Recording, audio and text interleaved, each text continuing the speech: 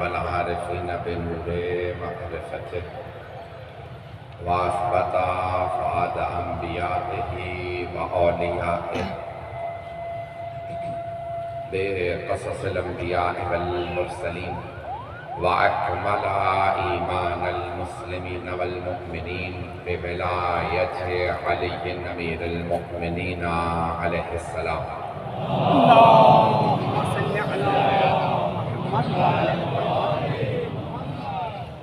والصلاة والسلام والتحية والإكرام على أفضل الموجودات العبد المؤيد والرسول المسدد المصطفى الأمجد المحمود الأحمد أعني أبا القاسم محمد.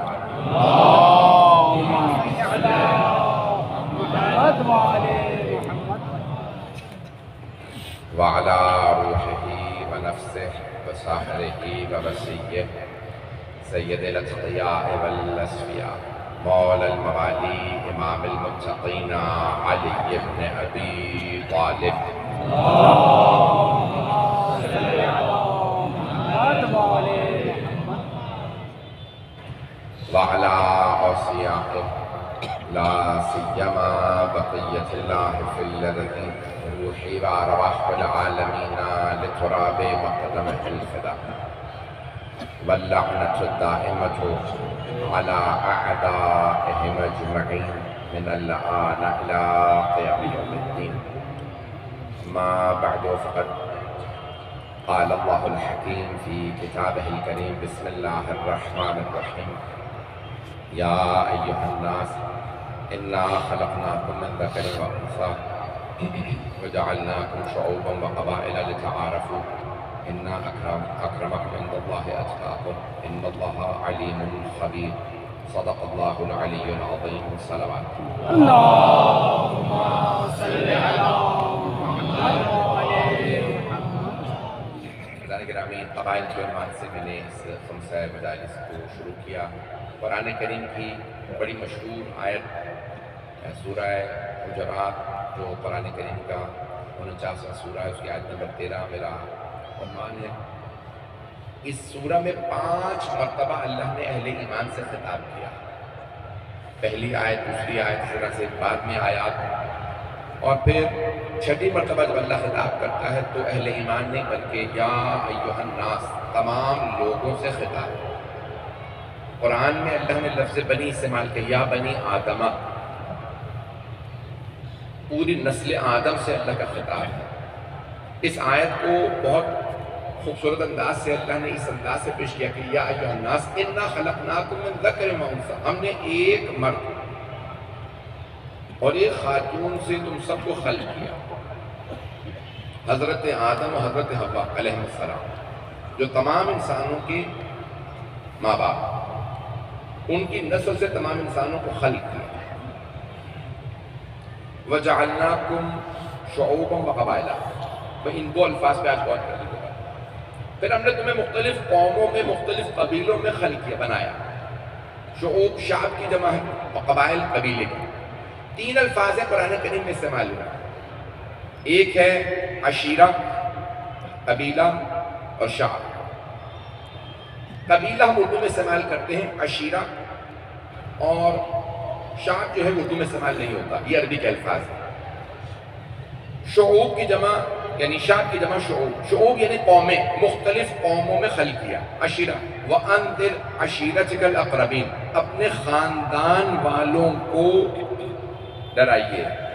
خاندان کا لفظ قرآن کریم میں استعمال ہوا. مولا امیر علیہ السلام نے نہج البلاغہ میں بھی لفظ خاندان کافی استعمال کیا. الحلم عشیرہ، نہج البلاغہ میں مولا امیر فرماتے ہیں حلم، بردباری، فوربیرنس، تحمل، برداشت، یہ خود خاندان کے برابر ہے. انسان کی برداشت، ایک آدمی ہوتا ہے وہ اکیلا خاندان ہوتا ہے. جناب ابراہیم کے متعلق جب اللہ نے بات کی تو کہا کان امتن، ایک ابراہیم پوری امت کے برابر ہے. بہت سے افراد پہنچ گئے ہیں لیکن شاید مجھے اس سے پہلے کہ میں آگے بڑھوں، حضرت گرامی بعض افراد فرد ہوتے ہیں پوری قوم کے برابر ہوتے ہیں، فرد ہوتے ہیں امت کے برابر ہوتے ہیں، فرد ہوتے ہیں پہاڑ جیسے ہوتے ہیں. عزیزان گرامی، جیسے ایک میں تاریخ کا نام لے دوں کہ سرور کائنات کے بس ایک محافظ نگہبان ایک ساتھ میں کھڑے ہونے والے جناب ابو طالب تھے اکیلے فرد تھے، بوڑھے تھے، سفید ریش تھے، لیکن پیغمبر کو سارے مکے والوں میں ایک ابو طالب پہ اتنا بھروسہ تھا۔ اب پہنچ رہے ہیں افراد، ایک فرد تھے، ایک آدمی تھے، توجہ رہے۔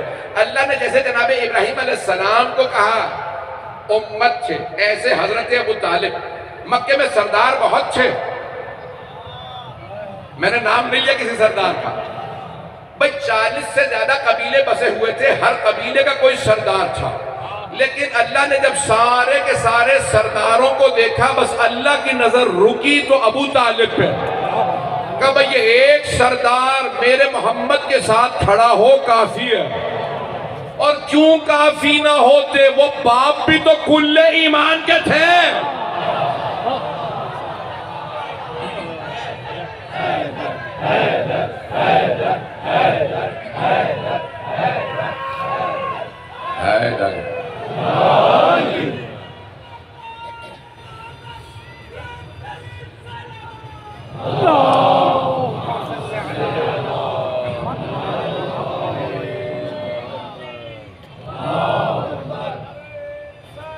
یا رسول اللہ،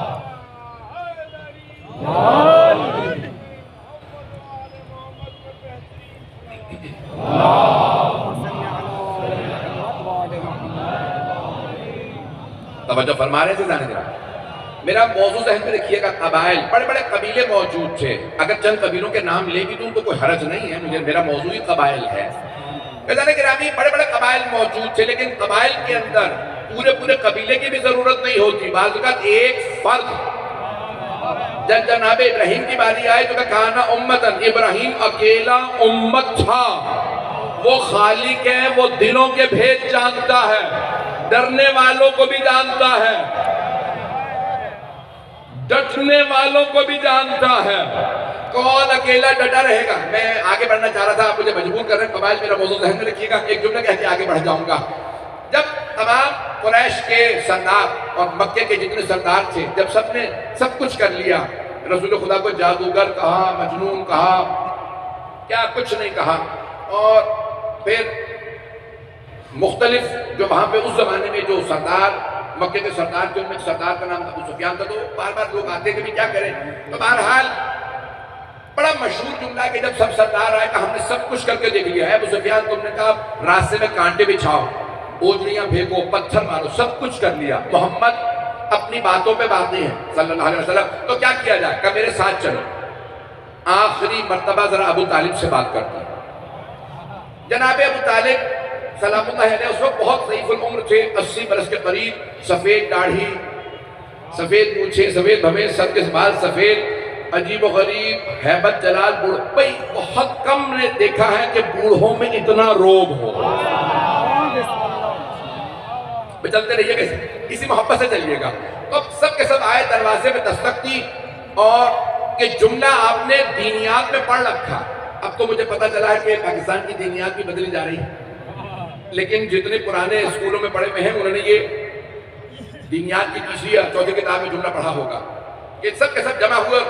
ایک مرتبہ کہا، ابو سفیان نے کہا کہ سارے سردار میرے ساتھ ہیں، ایک مرتبہ ابو طالب سے بات کرتے دیکھتے کہ ابو طالب محمد کو جو چاہیے ہم دینے کے لیے تیار ہیں، اور کیا کچھ کہا وہ میں پیش نہیں کروں گا، جو چاہیے ہم دینے کے لیے تیار ہیں، دولت چاہیے، جو چاہیے ہم حاضر کرتے ہیں، ان سے کہو کہ اپنی باتیں بند کر دیں، ہمارے بتوں کو برا کہنا بند کر دیں۔ جناب ابو طالب نے ایک مرتبہ سب کو نگاہ دوڑا کے دیکھا، پھر ایک مرتبہ بڑے اطمینان سے کہا، ابو سفیان تمہارا پیغام میں اپنے بھتیجے کے سامنے پیش کر دیتا ہوں، وہ جو جواب دیں گے تمہیں بتا دوں گا۔ جناب ابو طالب سلام اللہ علیہ ایک مرتبہ آئے، اور آنے کے بعد کہا بھتیجے، ابو سفیان نے سارے مکے کے سرداروں کی طرف سے پیغام دیا ہے کہ جو چاہیے آپ کو، اگر آپ کسی قبیلے کی سرداری چاہتے ہیں، دولت چاہتے ہیں، کوئی بہترین سواری چاہتے ہیں، کوئی باغ چاہتے ہیں، جہاں شادی کرنا چاہتے ہیں، جو چاہتے ہیں ہم ہر چیز پیش کرنے کے لیے تیار ہیں، اگر آپ اپنے اس راستے سے پیچھے ہٹ جائیں، بتوں کو برا کہنا بند کر دیں۔ پیغمبر اسلام کا دینیات میں آپ نے یہ جملہ پڑھ رکھا ہے، لیکن نتیجہ میں پیش کروں گا، جب تک نتیجہ نہ دوں تب تک سارا مجمع میرے ساتھ رہے۔ تو حضرت ابو طالب علیہ السلام نے جیسے یہ پیش کیا جناب سرور کائنات کی خدمت میں، کہا یا رسول اللہ ہے میرے بھتیجے بتائیے کیا پیغام ہے، کیا جواب ہے آپ کا؟ تو جملہ مشہور ہے، آپ نے سب نے سن رکھا۔ جناب سرور کائنات نے سر اٹھا کے فرمایا، چچا جان، کوئی ایسا چچا ہو جسے محمد جان کہیں؟ اے میرے چچا جان، آپ ان تمام قریش کے سرداروں سے کہہ دیجئے کہ اگر یہ سورج اتار کے میرے داہنے ہاتھ پہ رکھ دیں اور چاند اتار کے میرے بائیں ہاتھ پہ رکھ دیں، میں تب بھی ایک پور، آپ کی زبان میں کہوں 1 انچ، لا الہ الا اللہ سے پیچھے نہیں ہٹوں گا۔ توجہ، میں لا الہ الا اللہ سے 1 انچ پیچھے نہیں ہٹوں گا۔ جناب ابو طالب بڑے اطمینان کے ساتھ پڑھ رہا ہے، ایک روک کے جملہ کہہ رہا ہوں، یہ میرے مزاج کا جملہ ہے، میں نے کراچی میں کسی مقام پہ پڑھا تھا، یہاں نہیں پڑھا، سن لیجئے۔ عزیزان گرامی، رسول خدا نے کہا لا الہ الا اللہ سے 1 انچ پیچھے نہیں ہٹوں گا۔ یہ جملہ آپ نے سن رکھا ہے، یہ جملہ میں پیش کرنا چاہ رہا ہوں، سن لیجئے۔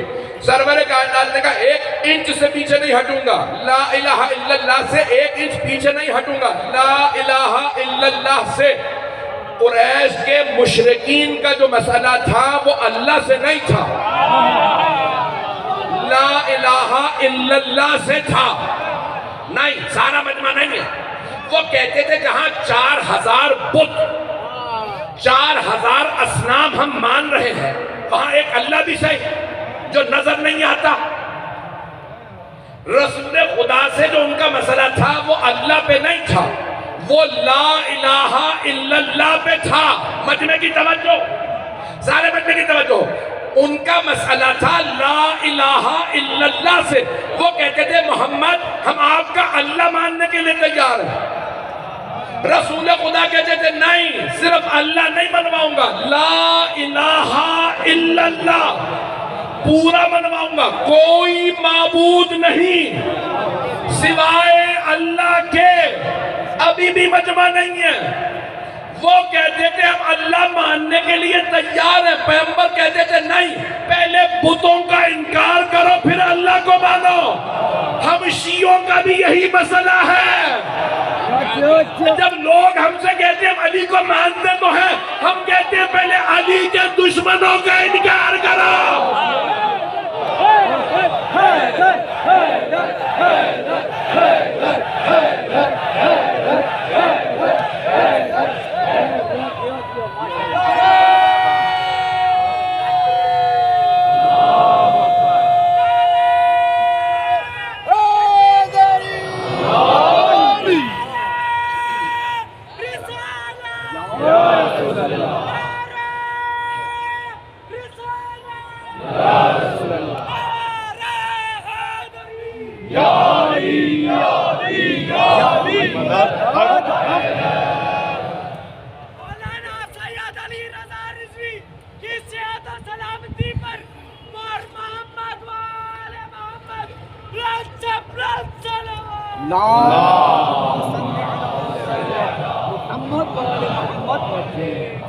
توجہ فرما رہے ہیں عزیزان گرامی، بھئی مجھے قبائل کو پیش کرنا ہے۔ میں کل آپ جانتے ہیں تیسری مجلس میری 6واں سال ہے اس مقام پہ، میں حالات حاضرہ کو بیان کرتا ہوں، قبائل میرا موضوع ذہن میں رکھیے، مجھے کہاں لے جانا ہے، سارا مجمع میرے ساتھ رہے۔ جناب سرور کائنات نے تاریخی جملہ کہا، اگر یہ تمام سردار سورج کو اتار کے میرے سیدھے ہاتھ پہ رکھ دیں، چاند الٹے ہاتھ پہ رکھ دیں، تب بھی میں 1 انچ لا الہ الا اللہ سے پیچھے نہیں ہٹوں گا۔ آئے جناب ابو طالب علیہ السلام اپنے دروازے پہ کھڑے ہوئے، یہ دروازے بڑے اہم ہیں، بہت سے لوگ پہنچ رہے ہیں، ہر در میں پیغام ہے۔ دروازے پہ کھڑے ہوئے اور ایک مرتبہ سر اٹھا کے کہا اے ابو سفیان، میرے بھتیجے نے پیغام دیا کہ اگر تم سب سورج کو اتار کے ان کے دائیں ہاتھ پہ رکھ دو اور چاند کو اتار کے ان کے الٹے بائیں ہاتھ پہ رکھ دو، تب بھی وہ لا الہ الا اللہ پہ کوئی سمجھوتا نہیں کریں گے۔ ایک مرتبہ قریش کے سرداروں نے کہا ابو سفیان واپس چلو، ہمیں پہلے ہی پتا تھا محمد ماننے والے نہیں ہیں۔ ابو سفیان نے آواز دے کے کہا رک جاؤ، ابھی مت جانا۔ کہا اور کیا سنو گے؟ انکار تو کر دیا محمد نے۔ کہا نہیں، تمہیں نہیں معلوم، رک جاؤ۔ کہا سن تو لیا، اب اور کیا سنیں؟ کہا ہم نے محمد کی بات کو سنا ہے۔ کہا اور پوچھنے کیا آئے تھے؟ کہا محمد کا فیصلہ سنا ہے، رکو میں ابو طالب کا فیصلہ سننا چاہتا ہوں۔ بھائی سارا مجمع نہیں ہے، توجہ، مجمع رک گیا، سرداروں کا مجمع تھا۔ قریش کے سارے سردار نے کہا رک جاؤ۔ ایک مرتبہ ابو سفیان نے سر اٹھا کے کہا اے ابو طالب، آپ نے قریش کے سرداروں کا فیصلہ بھی سن لیا اور آپ نے اپنے بھتیجے محمد کا فیصلہ بھی سن لیا، اب آپ اپنا فیصلہ سنائیے، آپ قریش کے سرداروں کے ساتھ ہیں یا اپنے یقین بھتیجے محمد کے ساتھ ہیں؟ جناب ابو طالب نے کمر پہ ہاتھ رکھے، کمر کو سیدھا کیا کہ ابو سفیان سن لو، جب تک ابو طالب کے دم میں دم ہے، ابو طالب محمد کے ساتھ ہے۔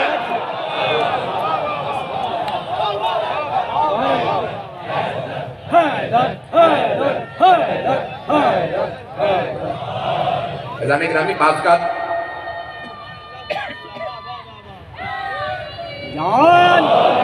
ایک فرد ہوتا ہے وہ قبیلوں پہ بھاری ہوتا ہے، اذان گرامی، لیکن اس کے لیے شرط یہ ہوتی ہے اللہ سبحانہ و تعالی ایمان کا خوف کفر و نفاق کے سینوں میں ڈالتا ہے، ایمان کا۔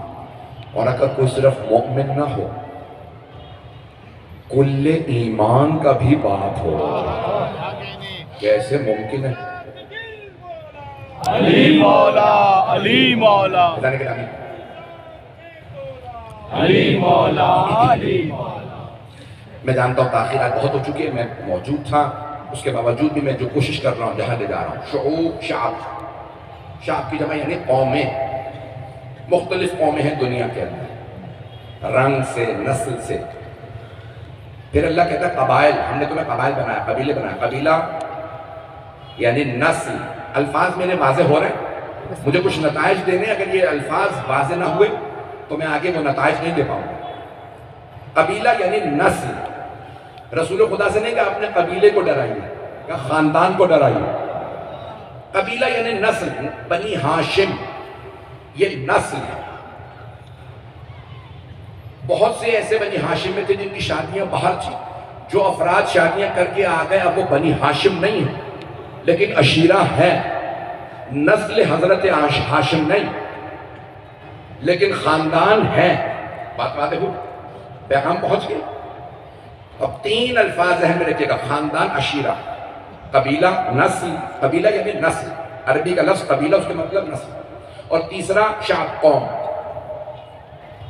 دنیا میں 4 بڑی قومیں ہیں، ویسے سینکڑوں قومیں ہیں دنیا میں، یہ پڑھ رہا ہوں، مجھے سارے مجمع کی توجہ چاہیے۔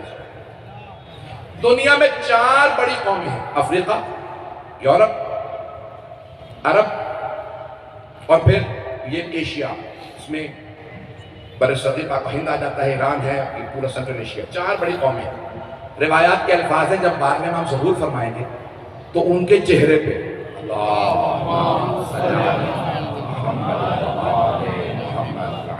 میں جانتا ہوں، مجھے بتایا گیا کہ اس وقت یہ تاریخی مجالس ہیں ایام فاطمیہ کی، شاید ہی دنیا میں جلوس بڑے بڑے ہوں گے، شاید ہی کہیں دنیا کے اندر اردو تو کیا دوسری زبانوں میں بھی اتنی بڑی مجلس نہیں ہوگی۔ جو بتایا جا رہا ہے کہ کہاں تک اجتماعات ہیں، گاڑیوں کی پارکنگ کا، میں جملے پیش کر رہا ہوں بڑے ذمہ داری سے۔ یہ اس وقت بین الاقوامی ممبر ہے پوری دنیا میں، اسے سنا جا رہا ہے، دیکھا جا رہا ہے، لوگ لکھ رہے ہیں، ریکارڈ کر رہے ہیں۔ میں پوری دنیا میں سفر کرتا ہوں، میں بڑی ذمہ داری سے پڑھ رہا ہوں، مجھے معلوم ہے مجھے کہاں کہاں روکا جاتا ہے، کہاں کہاں انٹرویو ہوتے ہیں، کہاں کہاں ویزے بنا ہوتے ہیں۔ اس کے باوجود میں بہت کھل کے پڑھ رہا ہوں، آپ سب کی دعاؤں کے سائے میں جناب سیدہ کے صدقے میں پیش کر رہا ہوں۔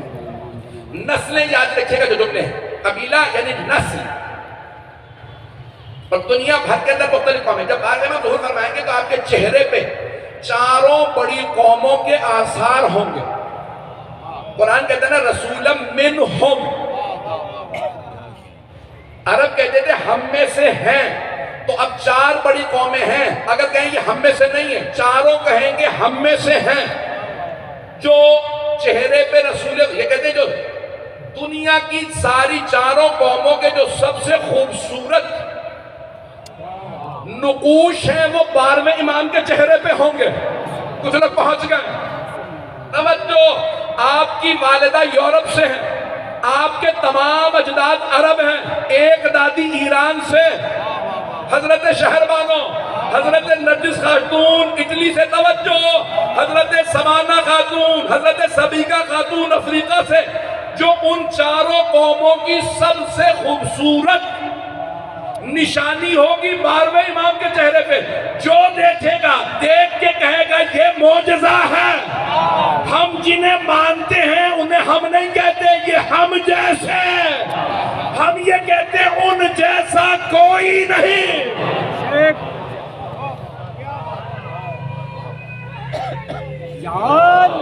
چلتے رہیے گا، آپ کی محبتوں کی نظر کر رہا ہوں، میں پورا اپنا گلہ استعمال کر رہا ہوں، پورے ذکر دے رہا ہوں آپ کی خدمت میں۔ نسلیں، چند نسلوں کو گنوانا ہے، اچھی بھی بری بھی، اگر سننا چاہیں میں بہت کھل کے پڑھ رہا ہوں۔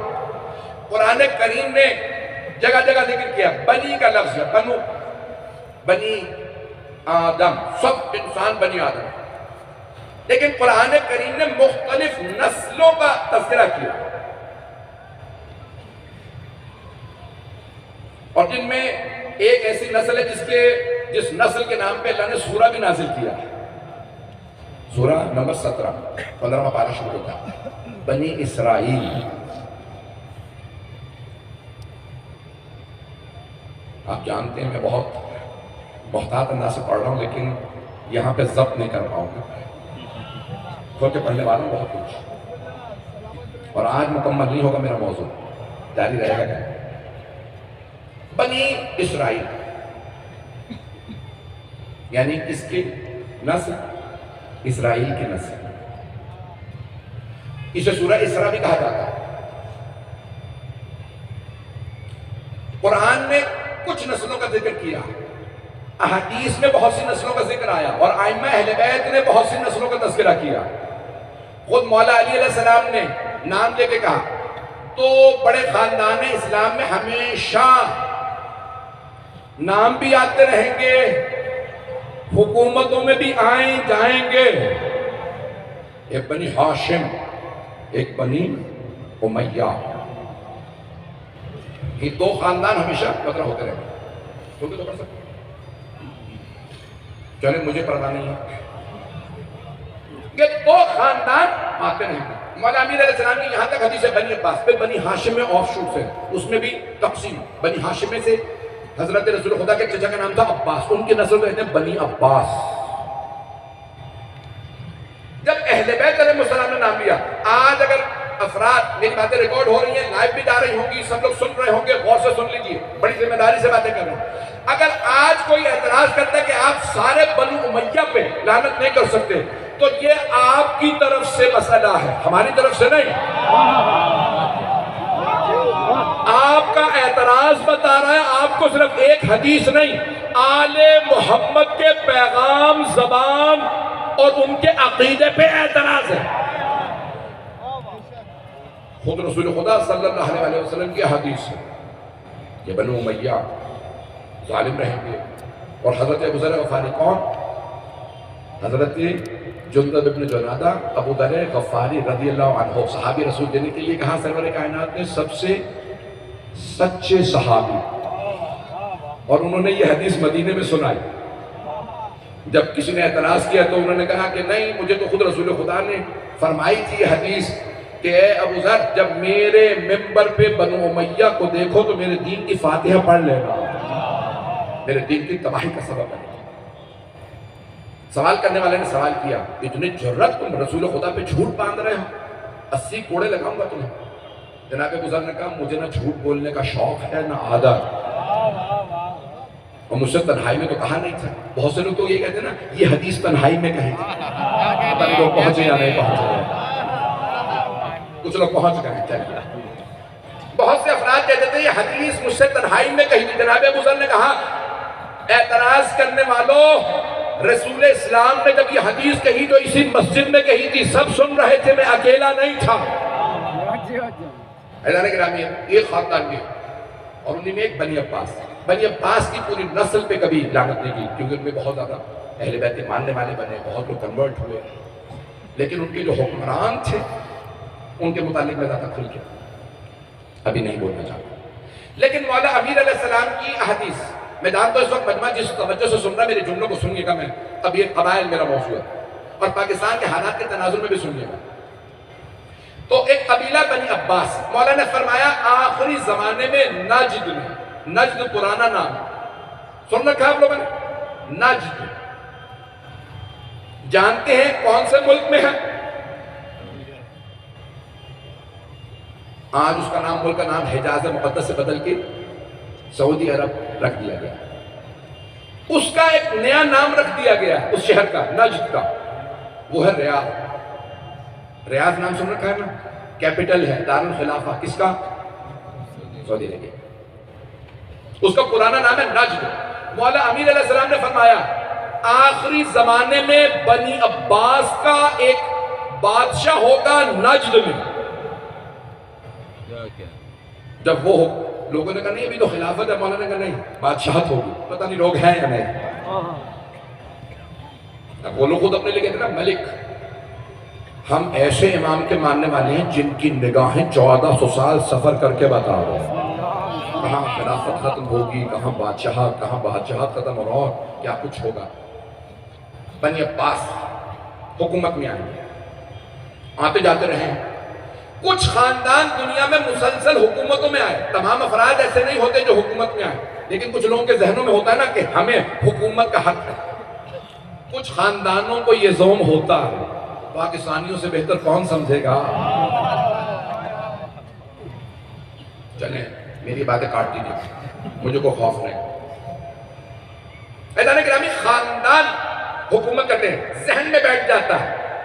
اسی طرح سے خاندان اس نسل ہے، نسل کا نام ہے بنی اسرائیل۔ پڑھو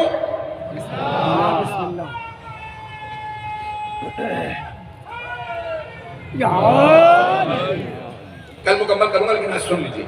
بنی اسرائیل، حضرت ابراہیم کے دو مشہور بیٹے ہیں، حضرت اسماعیل و حضرت اسحاق علیہ السلام۔ حضرت ابراہیم علیہ السلام کے دو بیٹے، حضرت اسحاق کے بھی اور بیٹے ہیں لیکن مشہور بیٹے حضرت یعقوب علیہ السلام۔ حضرت یعقوب کا لقب عبرانی زبان میں تھا اسرائیل، چنا ہوا، انگریزی میں کہتے ہیں chosen one۔ جیسے رسول خدا کا لقب ہے مصطفیٰ، برگزیدہ، جسے اللہ نے چنا۔ حضرت یعقوب کا لقب تھا اسرائیل، چنے ہوئے، جنہیں اللہ نے چن لیا۔ ان کے 12 بیٹے تھے۔ کتنے؟ اللہ اکثر جگہوں پہ 12 کے عدد کو دہراتا رہا۔ تمام انبیاء کے اللہ نے اوصیاء بنائے تو 12، ابھی بھی مجمع نہیں ہے۔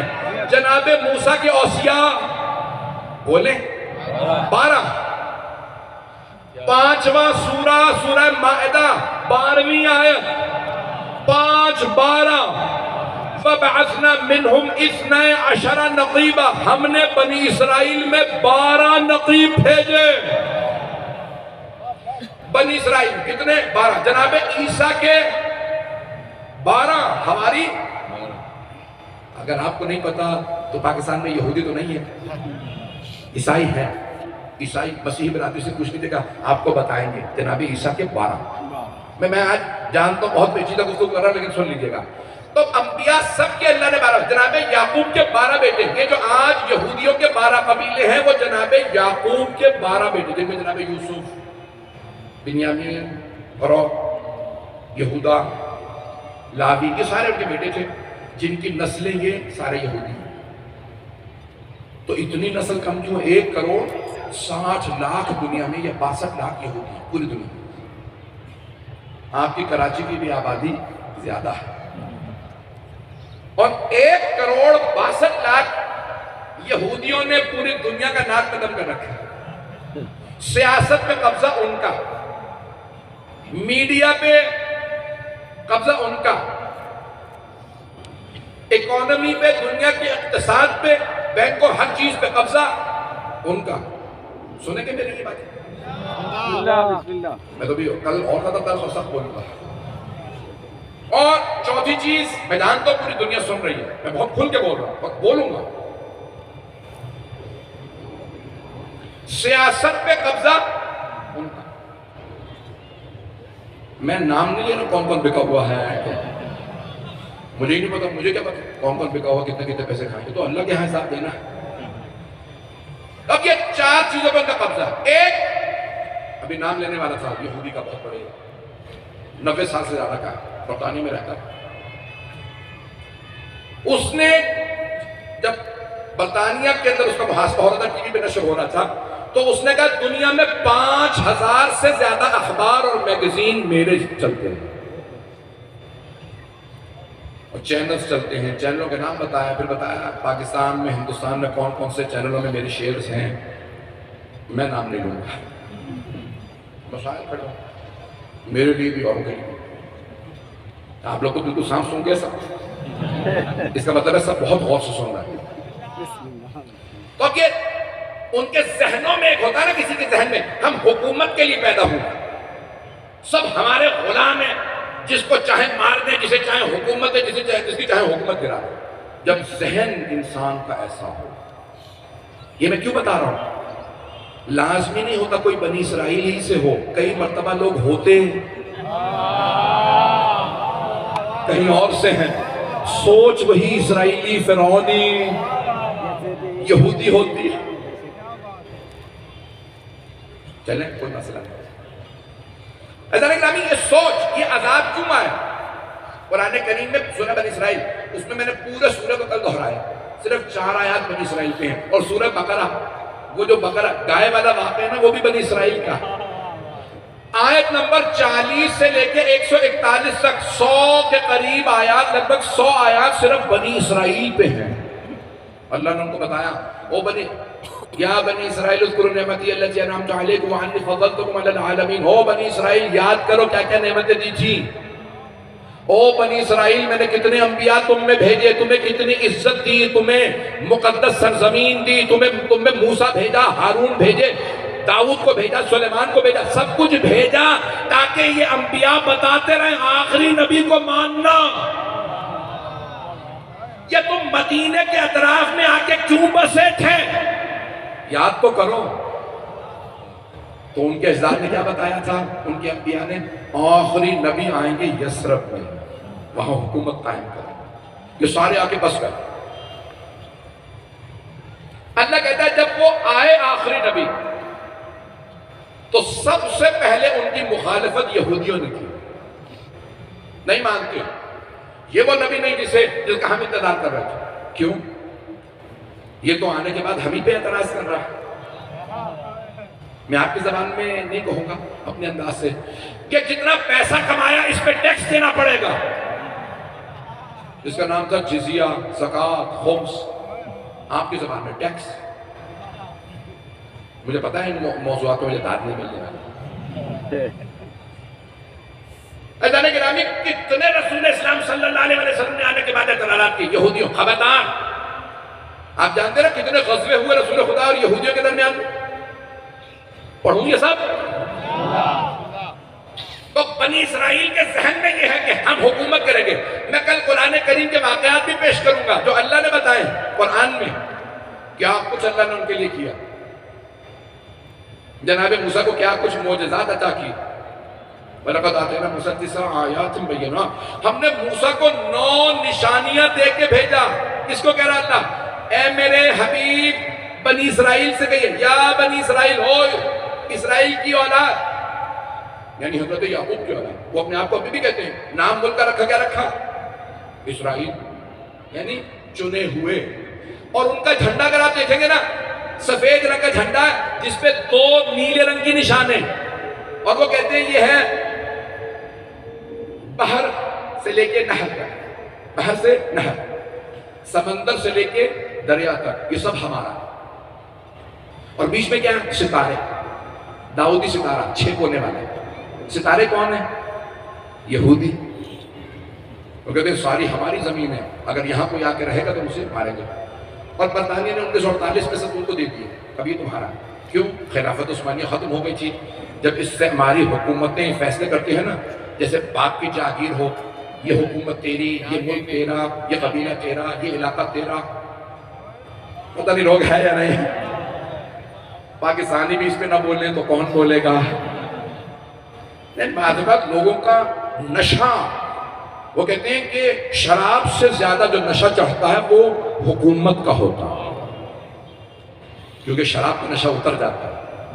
تسلط، حکومت، بادشاہت، اس کا نشہ اترتا ہی نہیں ہے. سوتے میں بھی اسے یاد رکھا ہے میں حاکم ہوں. پتہ نہیں لوگ ہیں یا نہیں. لوگ پریشان ہو رہے ہیں. عزیزان گرامی، ایک جملہ میرا سن لیجیے، کل میں اور زیادہ باتیں روشن کر کے پیش کروں گا. مجھ سید علی رضا رضوی کا تجزیہ یہ ہے، میں غلط ہو سکتا ہوں، معصوم نہیں ہوں، گنہگار ہوں. میں اس نتیجے پہ پہنچا ہوں ہم اس دور سے گزر رہے ہیں. غور سے ایک لفظ کو سنیے گا، ہم اس دور سے گزر رہے ہیں جہاں ظالم، غاصب اور سازشی افراد کے چہروں سے نقابیں اتر رہی ہیں.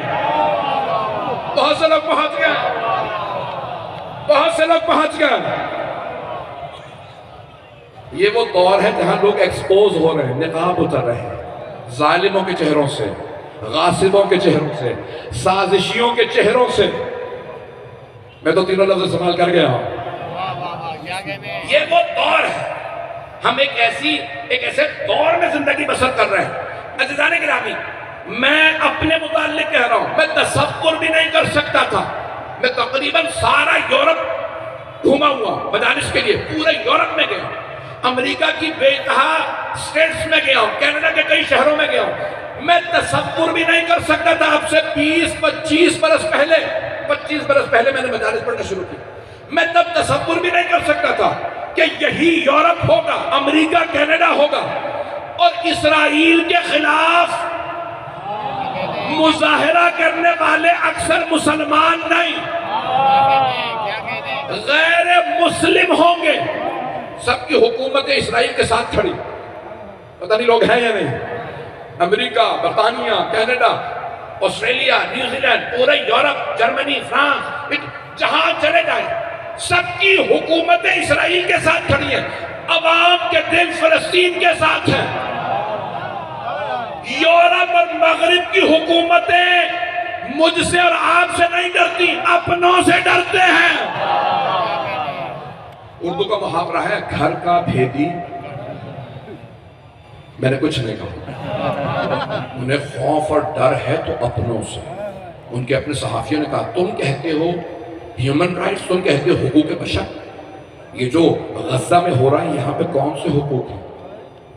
ایک ملک کی حکومت اپنی زبان میں اعلان کر کر کے کہتی ہے اسرائیل مارنے والا ہے اور فلسطین میں مرنے والا بچہ بھی دہشت گرد ہے، سانپ کا بچہ، ہم اسے ماریں گے، اس کے ساتھ ہوگا. اور سب خاموش دیکھتے رہتے ہیں. کچھ اذہان ایسے ہوتے ہیں، کچھ خاندان ایسے، کچھ نسلیں ایسی ہوتی ہیں، سب برے نہیں ہوتے، لیکن ان کے کچھ افراد کے ذہنوں میں یہ بات بیٹھ جاتی ہے. اب ہم ایک دور سے گزر رہے ہیں جہاں ظالم، غاصب، ایام فاطمیہ ہیں. ظالموں کے چہروں سے نقاب، غاصبوں کے چہروں سے نقاب اتر رہا، سازشیوں کے چہروں سے نقاب اتر رہے ہیں. یہ پوری دنیا جتنے پردے ڈالے سورج کو چھپا نہیں سکتی. جب سورج چمکتا ہے نا تو پھر انسان کو آنکھیں بند کرنی پڑتی ہیں. اور میں قسم کھا کے کہتا ہوں جب سورج نکلا ہوا ہو آنکھیں بند کر لیجئے تب بھی پتہ چلتا ہے سورج ہے. کچھ لوگ پہنچ گئے، میرے بھائی، میرے بہت سے بچے پہنچ گئے.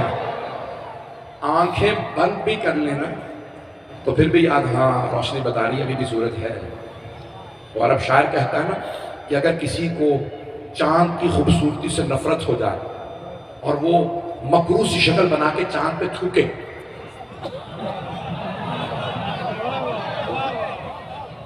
تو وہ عرب شاعر کہتا ہے وہ اس کے اپنے ہی چہرے پہ آن پڑتا ہے، کچھ لوگوں کا بغض نہ رکھو، یہ چاند اور سورج بھی ان کے صدقے میں بنے ہیں۔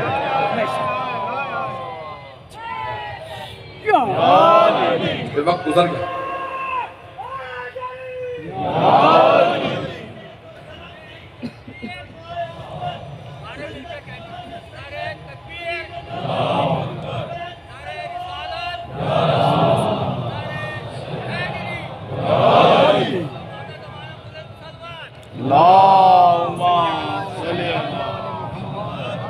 ایک بزرگ نے وہاں سے نعرہ لگایا، میں جانتا ہوں کہ مجمع اتنا زیادہ ہے کہ اس کونے سے اس کونے میں آواز نہیں آتی ہے، میں موضوع کو مکمل کر رہا ہوں۔ عزیزان گرامی، تو اللہ فرما رہا ہے ہم نے تمہیں اس لیے نسلوں میں، اس لیے قوموں میں بانٹا تاکہ تم شناخت کر سکو، یہ نہیں کہ تعصب کرو، قتل کرنے لگو۔ میں قرآن کریم کی ایک آیت کی تلاوت کر رہا ہوں، وقت نہیں رہا۔ ظہر الفساد فی البر والبحر بما کسبت ایدی الناس، جو کچھ تم روئے زمین پہ اور سمندروں کے اندر فساد دیکھتے ہو، کرپشن دیکھتے ہو، یہ انسانوں کا کیا دھرا ہے۔ کون فرما رہا ہے؟ اللہ سبحانہ و تعالیٰ۔ ظہر الفساد فی البر، خشکی پہ، والبحر، اور سمندر۔ انسان بھیڑیے، گیدڑ، لومڑیاں، کچھ لوگ پہنچ رہے ہیں، میں مجلس اختتام پہ ہوں، یہ درندے نا جنگل، بھیڑیے، لومڑیاں، گیدڑ،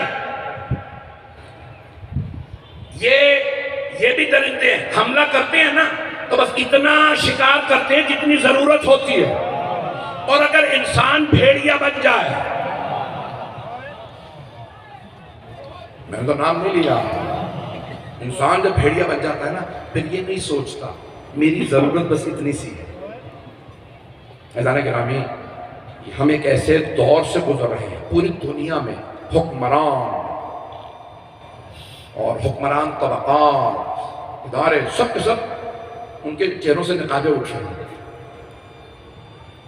سب ایکسپوز ہوتے چلے جا رہے ہیں۔ سازش کون کرتا ہے، کرپشن کون کرتا ہے، ساز باز کون کرتا ہے، یہ تمہارا علاقہ وہ میرا علاقہ، یہ کون، سب کچھ۔ یہ جانے گرامی ہم ایک ایسے دور سے گزر رہے ہیں، وہاں ہمیں فیصلے صحیح کرنے ہیں۔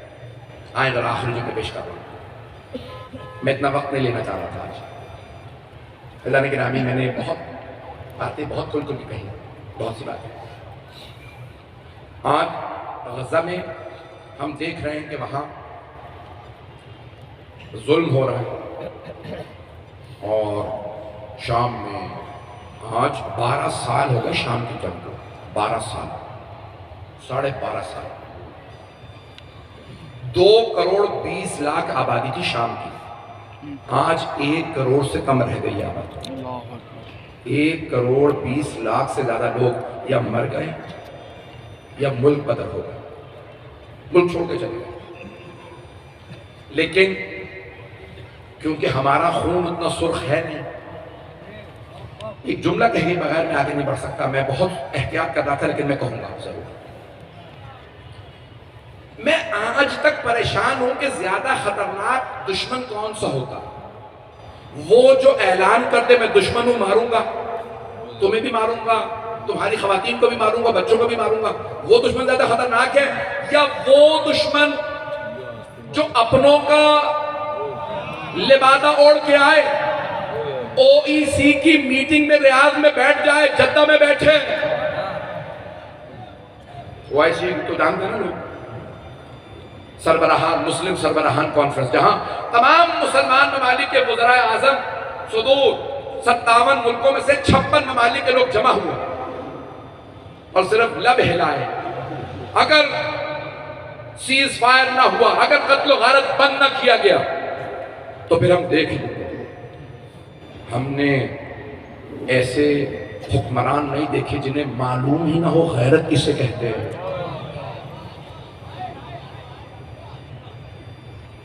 غزہ میں بہت سوچ رہا تھا، بہت تڑپ رہا تھا، جمعہ کے خطبوں میں بول رہا تھا، مجالس میں، لندن میں، ہر جگہ پڑھ رہا، مجھے ایک سامنے کا مولانا سوچ سمجھ کے بولے، ایک بات ریکارڈ ہو رہی ہے، ہر جگہ جا رہی ہے۔ میں نے کہا پتہ ہے اور جتنا آپ کو پتا اس سے زیادہ مجھے پتا ہے، اور اس سے زیادہ مجھے وارننگز بھی مل چکی ہیں. لیکن اگر انسان ضمیر رکھتا ہو، غیرت رکھتا ہو، اور اس کی فکر میں کربلا ہو تو وہ چپ نہیں بیٹھ سکتا.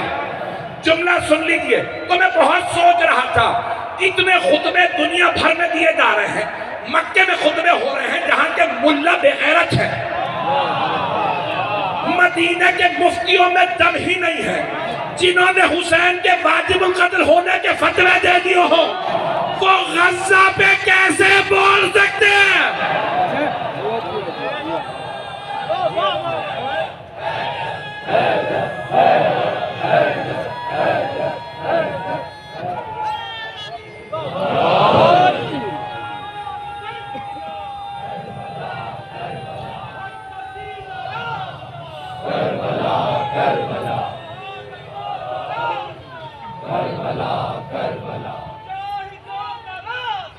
کربلا کربلا منافقت کی موت ہے. عزیزان گرامی، اگر آج 80% تیل اسرائیل میں مسلمانوں کا دے رہے ہیں، گیس، سارے کی ساری چیزیں جا رہی ہیں تو مسلمان مالک سے. اور میں تو نہیں کہوں گا، اسلحہ دینے والے امریکہ اور برطانیہ کے علاوہ بہت سے اور ممالک بھی ہیں. یہ میں کیوں بتا رہا ہوں سب؟ کیا غزہ میں بات رک جائے گی؟ ایک آدمی نے سب کے تماشے دیکھتا رہتا تھا، آج ان کا گھر لوٹ لیا، آج ان کا گھر لوٹا، ان کا گھر لوٹ گیا. اللہ کا شکر ہے میں محفوظ ہوں. اسے نہیں پتا تھا جب آفت آتی ہے، سیلاب آتا ہے، طوفان آتا ہے، تو پھر وہ بھی یہ نہیں پہچانتا آج کس کی باری تھی، ایک دن تمہاری باری بھی آئے. میں نے بات کو مکمل کر دیا. عزیزان گرامی، سب سے بڑا جو ظلم ہے اہل بیت علیہ السلام، وہ یہودیوں کا نہیں ہے، وہ عیسائیوں کا نہیں ہے، وہ ہندوؤں کا، سکھوں کا، بدھ مت کے ماننے والوں کا نہیں. ارے وہ مسلمان جو اپنے ہی نبی کے کنبے کے گلے کاٹتے ہیں. میں نے مکمل کر دیا.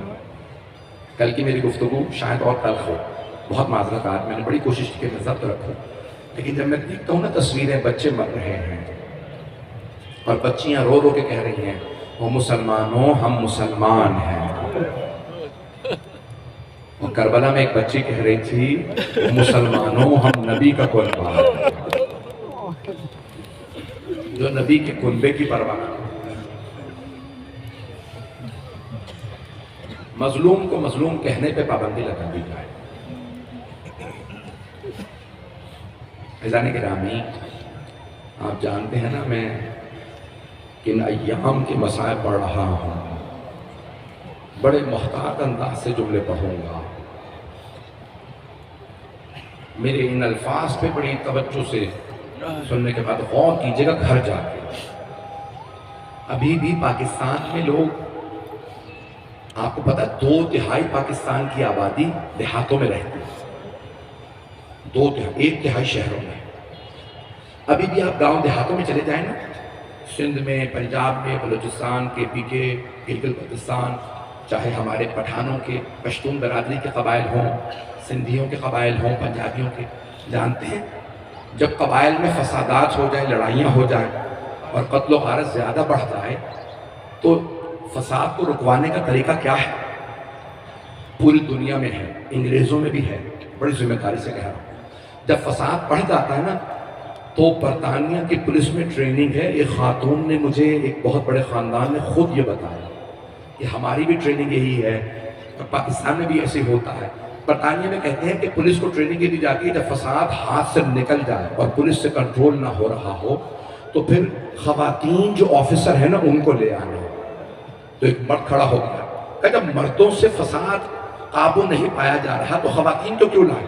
کہ آنے والے چاہے فسادی ہوں، جب دیکھیں گے نا خاتون آ گئی ہے تو پھر ہاتھ نہیں اٹھائیں گے.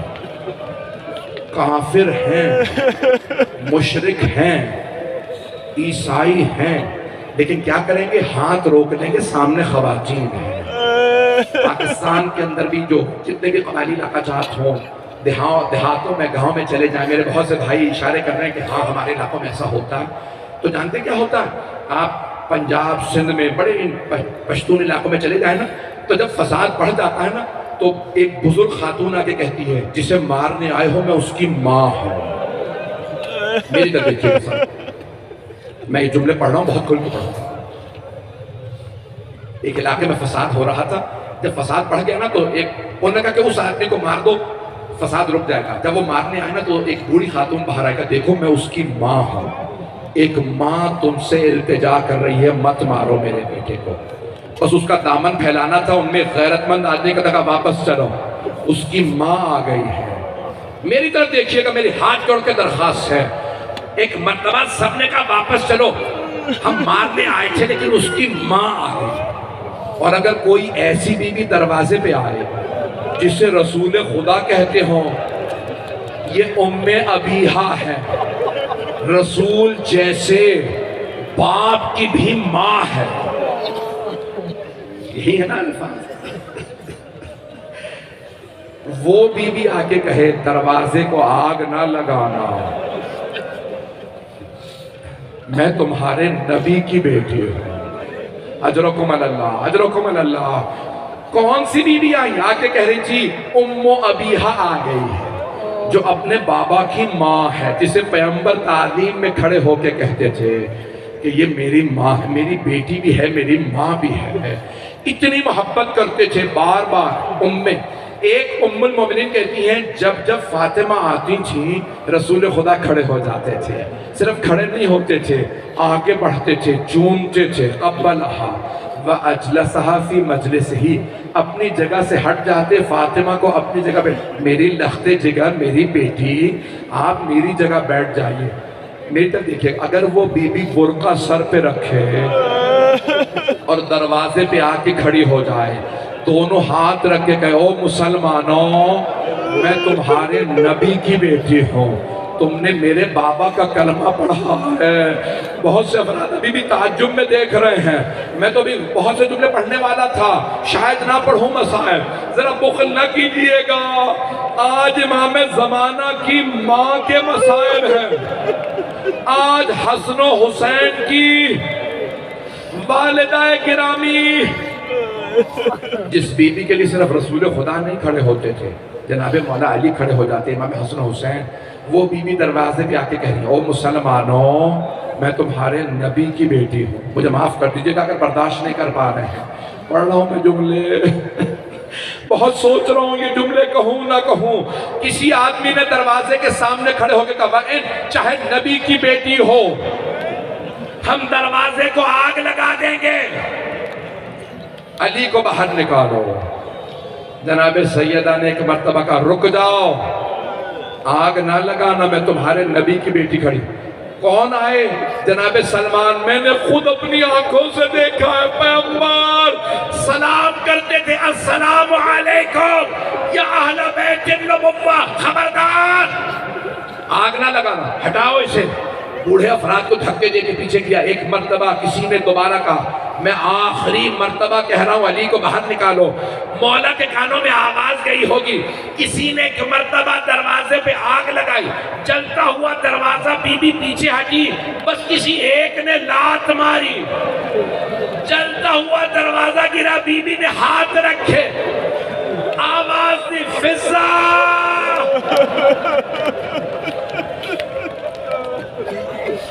نہیں پڑھتا، میرے بہت سے بھائی برداشت نہیں کر پا رہے.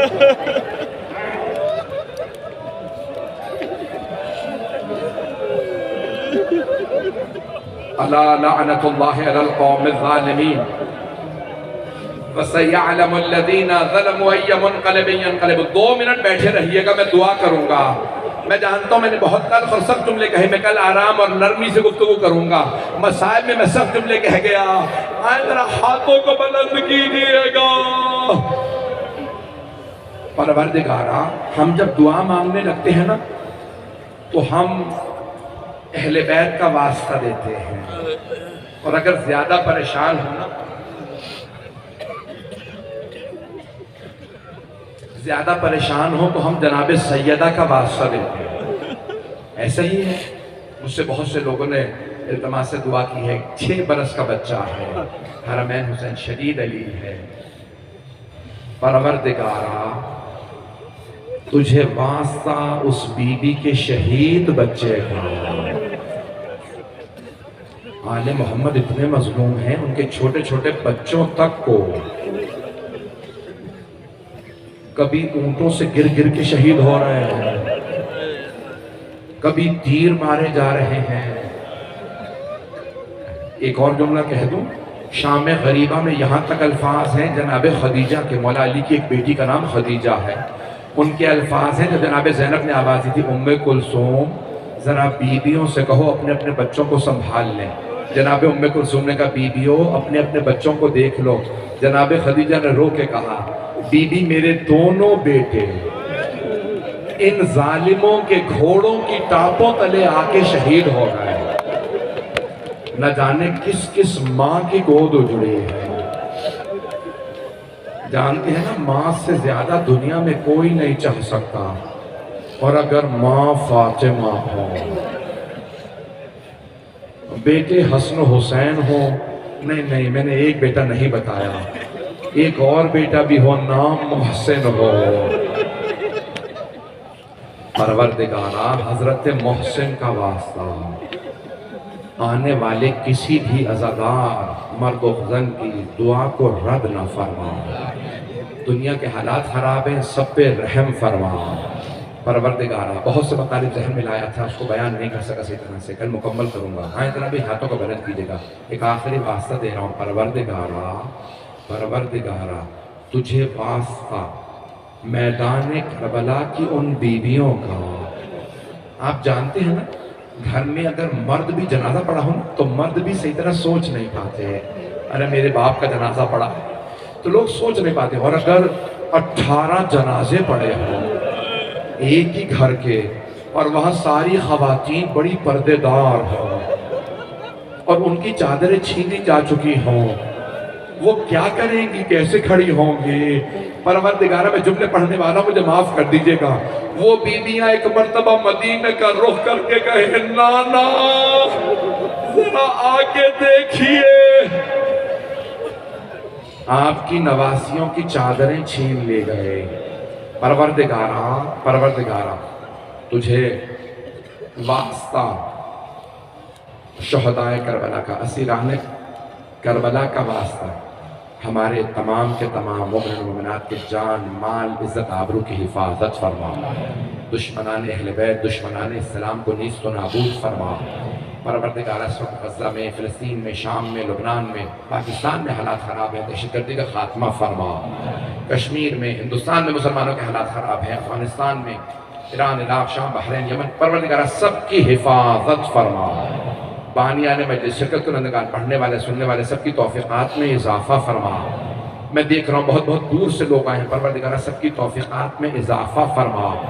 پروردگارہ تجھے واسطہ خاتون جنت کا، اے بی بی ہم پورے سال آپ کو پرسہ دیتے ہیں، کبھی آپ کے بابا کا، کبھی آپ کے شوہر کا، کبھی آپ کے بیٹوں کا، پوتوں کا، بیٹیوں کا، کبھی بیٹیوں کا ایسے پرسہ نہیں دیا جاتا، کبھی دنیا میں بیویوں کو تعزیانے نہیں مارے جاتے۔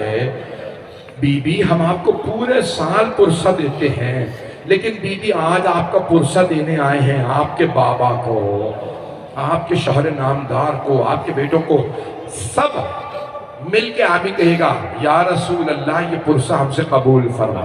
آمین۔ پروردگارہ جنت البقیع دوبارہ تعمیر ہوتا دیکھنا نصیب فرما۔ پروردگارہ ہم سب کی عاقبت بخیر فرما۔